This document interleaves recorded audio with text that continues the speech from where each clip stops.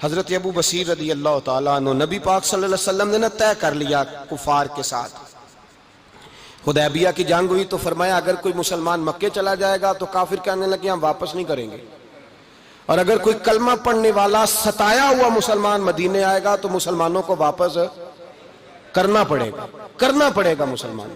مسلمان اپنا بندہ نہیں رکھ سکتے، اور مسلمانوں کا کوئی شخص غلطی سے بھی مکے چلا گیا تو مکے والے واپس نہیں کریں گے. حضرت ابو بصیر رضی اللہ تعالیٰ عنہ صحابی تھے، باپ نے بھائی نے محلے والوں نے قید کیا ہوا تھا کلمہ پڑھنے کی وجہ سے، پیروں میں زنجیریں تھیں، بیڑیاں تھیں، کسی طریقے سے جیل توڑ کے دوڑے مدینے پہنچے. کہتے ہیں رستے میں کسی آدمی کے ساتھ گھوڑے پہ کچھ دیر بیٹھا پھر پیدل چلا.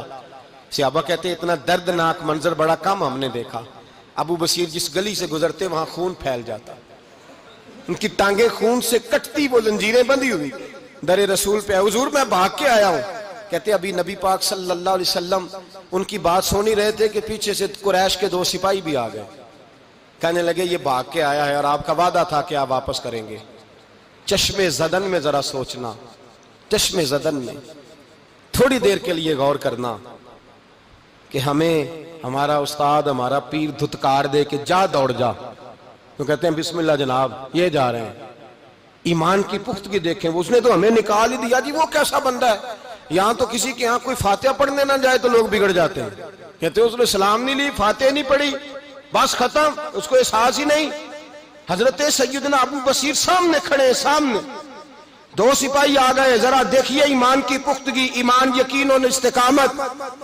امام بہقی نے دلائل کے اندر لکھا ہے، فرماتے ہیں نبی کریم صلی اللہ علیہ وسلم نے ان کی طرف دیکھا تو حضور کی مقدس آنکھیں آنسوؤں سے بھر گئیں. حضور نے فرمایا ابو بصیر تیری تکلیف مجھے نظر آ رہی ہے پر میں نے وعدہ کیا ہوا ہے، میں نے وعدہ. بھئی یہاں ڈٹ کے رہنا بڑا مشکل ہے، یہاں قائم رہنا بڑا کٹھن مرحلہ ہے. یہاں آزمائش کے موقع پر دین پر انہوں نے تو رکھا ہی نہیں. لوگ تانے دیتے ہیں، باتیں کرتے ہیں، رکھا ہی نہیں، تو پھر ان کا بنتا ہے. حضور نے فرمایا تجھے جانا پڑے گا. صحابہ کہتے ہیں پورے مدینے میں ایسے تھا جیسے سوگ کا سما ہو. جب وہ 2 سپاہی حضرت ابو بصیر کو پکڑ کے لے جا رہے تھے تو وہ پلٹ پلٹ کے پیچھے دیکھتے تھے، پلٹ پلٹ، پیروں میں خون ہے، آنکھیں آنسوؤں سے بھری ہوئی.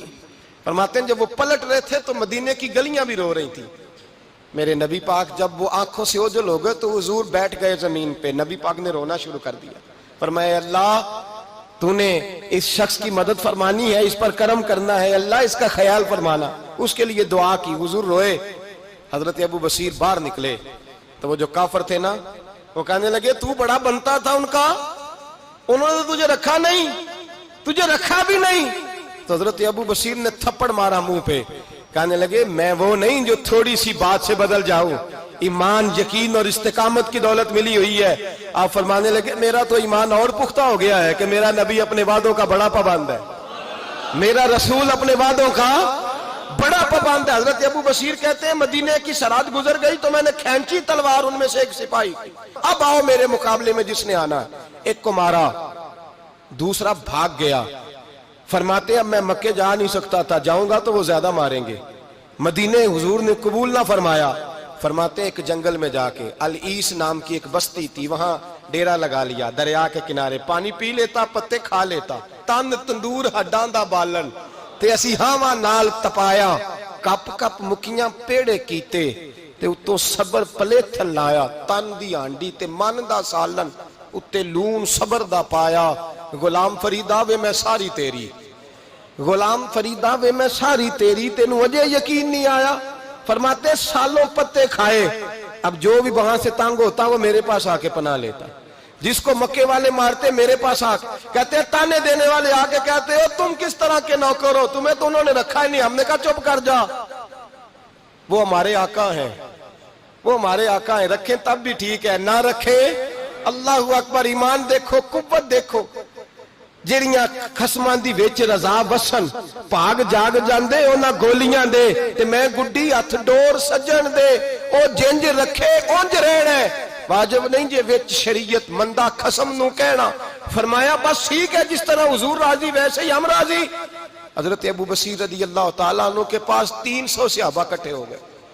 300 حضرت ابو بصیر جب مدینے کی سرحد سے گزر رہے تھے نا تو نبی پاک نے ایک آواز دی تھی، فرمایا ابو بصیر ایک وقت آئے گا کہ میرا پیغام تجھ تک پہنچے گا، ایک ٹائم آئے گا۔ حضرت ابو بصیر سے جب کوئی کہتا نا کہ زندہ کس بات پہ ہو تو فرمانے لگے مصطفیٰ کے فرمان پہ بڑا یقین ہے، بلاوا آئے گا، مجھے بلاوا، مجھے یقین ہے کہ مجھے بلاوا، بڑی امید ہے سرکار قدموں میں بلائیں گے اور کرم کی جب نظر ہوگی مدینے، مجھے یقین ہے کہ مجھے بلاوا۔ حضرت ابو بصیر رضی اللہ تعالیٰ عنہ فرماتے ہیں کہ وقت گزرتا گیا، 300 لوگ اکٹھے ہو گئے۔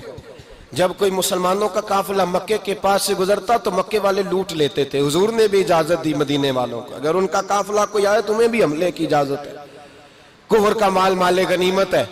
حضرت ابو بصیر کہتے ہیں جب بھی ہمارے قریب سے وہ رستہ تھا شام کی طرف جانے کا، جب بھی کافر گزرتے ہم ان کے قافلے پکڑ لیتے، لوٹتے، ہم بھی ان کو اس طرح کی سزا دیتے جو مسلمانوں کو دیتے تھے۔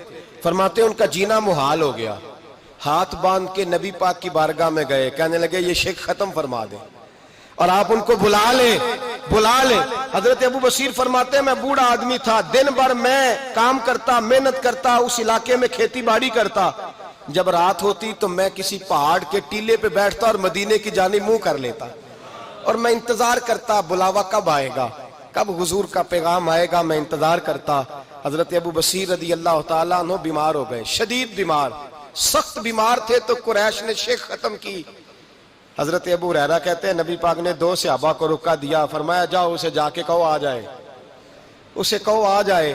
صحابہ کہتے ہیں ہم پہنچے تو ان کا آخری وقت چل رہا تھا، آخری ہجکیاں تھیں، ایمان اور یقین دیکھو، آخری ہجکیاں۔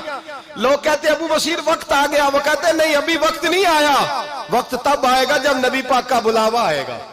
حضور کا وعدہ تھا وقت تب آئے گا جب میرے نبی کا بلاوا آئے گا، ابھی بلاوا نہیں آیا تو ابو بصیر کا وقت بھی نہیں آیا۔ صحابہ کہتے ہم نے جا کے رکا، تھمایا، اٹھنے کی بھی طاقت نہیں تھی۔ جب حضور کا رکا لیا نا تو دونوں یوں مٹھیاں بند کر لی، گویا جھوم جھوم کے نعرے لگانے لگے آؤ دیکھو میرے نبی کے وعدے کتنے سچے ہیں، آؤ دیکھو حضور کے وعدے، چومتے حضور کا نامہ، سر پہ رکھتے، سینے سے لگاتے اور کہتے ہیں پھر بلند آواز سے کلمہ پڑھنے لگے، کہنے لگے حضور میں حاضر ہوا، یا رسول اللہ میں آیا، کہتے بلند آواز سے کلمہ پڑھا اور ان کی روح پرواز کر گئی، ان کی روح پرواز کر گئی۔ نبی رحمت صلی اللہ علیہ وسلم کے غلاموں کا یقین، اعتماد اتنے اعلیٰ درجے کا، کمزور مسلمان، دائیں بائیں دیکھتا مسلمان، کفر کے وعدوں پر اعتبار کرتا، یہودی عیسائی اور سکھ کے وعدوں پر اعتبار کرتا، دنیا دار ٹھگ اور چور کے وعدوں پر اعتبار کرتا، یہ رب کریم کے وعدے پر اعتبار نہیں کرتا، یہ اللہ رسول کے ساتھ اپنی توجہ کو مبذول نہیں کرتا۔ میرے رسول کریم سید عالم صلی اللہ علیہ وسلم کے غلاموں نے اعتماد کر کے، یقین کر کے ہمیں بتلایا ہے کہ جب تیرے پاس یقین کی دولت ہوتی ہے پھر تو دنیا کا طاقتور آدمی ہوتا ہے، جب تیرے پاس ایمان کی قوت ہوتی ہے تو دنیا کا سب سے مضبوط شخص ہوتا ہے۔ اپنے آپ کو مضبوط کریں، اپنے اندر ایمان کی توانائی پیدا کریں، یہ جھوٹے وعدوں پر، جھوٹی تسلیوں پہ اپنے آپ کو زندہ نہ رکھیں، نہ دیکھیں دائیں بائیں کیا ہو رہا ہے، توجہ سیدھی اللہ رسول کی جانب رکھیں، مضبوط ایمان پیدا کریں، تگڑا دانائی والا۔